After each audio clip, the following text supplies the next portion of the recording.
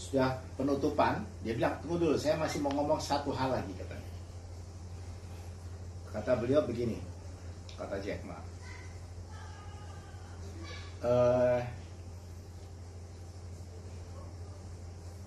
perubahan kalau dilihat dari, ini omongan saya nih sebelum saya ke Jack Ma, perubahan yang paling bagus menggambarkan cepatnya perubahan teknologi yang kemudian dikenal dengan disruption teknologi kepada dalam kehidupan, itu mungkin yang paling keren itu adalah Alvin Toffler. Alvin Toffler itu yang mengenalkan diksi yang kemudian di tahun 80-an itu menjadi tenar, populer. Apa yang dia sebut dengan the future shock. Ya, future shock. Nah, future shock-nya dia sebenarnya tulisannya dia saya kira sebelum itu tahun 70-an dia menulis sebuah artikel mengenai judulnya Future Shock itu di majalah Playboy. Keren kan? Di majalah Playboy. Tapi kemudian tulisan-tulisan dia ini sebagai futurolog itu diikutin oleh John Naisbitt ya, dengan bukunya Megatrend dan sebagainya.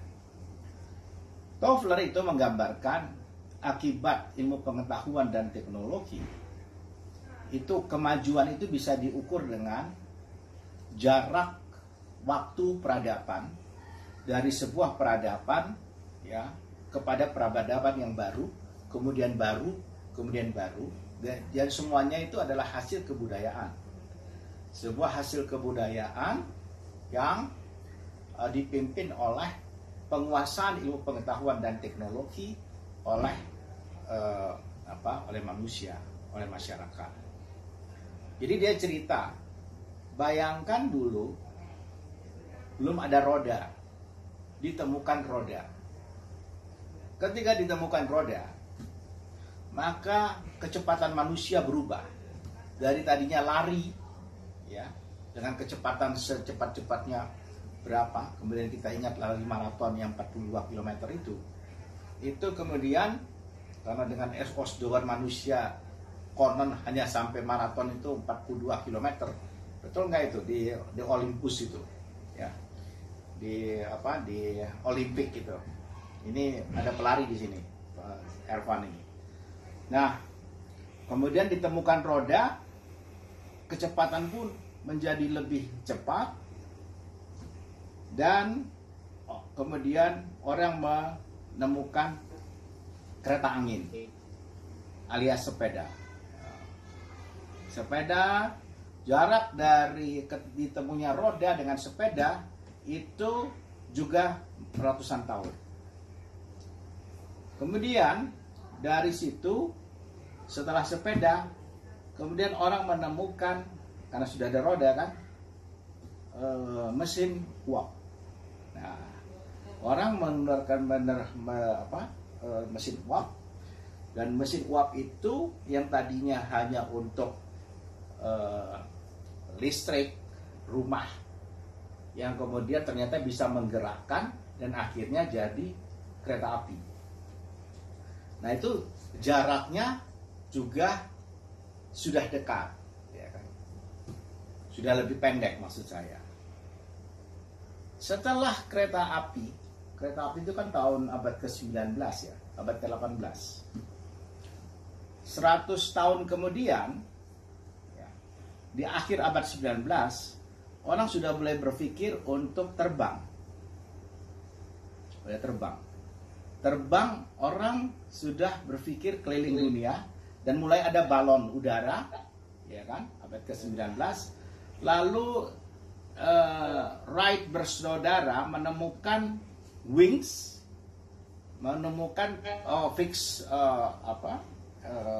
wing untuk pesawat, dan jadilah pesawat pertama di awal abad ke-20 dan dipakai di Perang Dunia Kedua.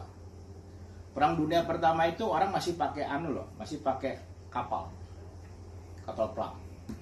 Perang Dunia Kedua sudah mulai pakai pesawat tempur. Nah, kecepatan mulai dipimpin oleh pesawat. Tahun berapa itu? 70-an.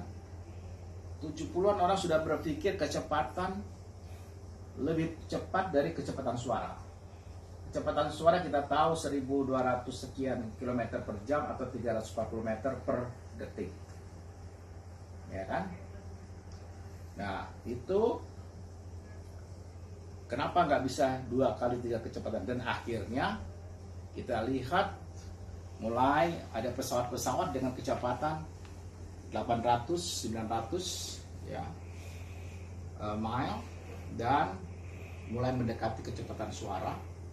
Dan tahun 80-an itu muncullah pesawat apa namanya itu,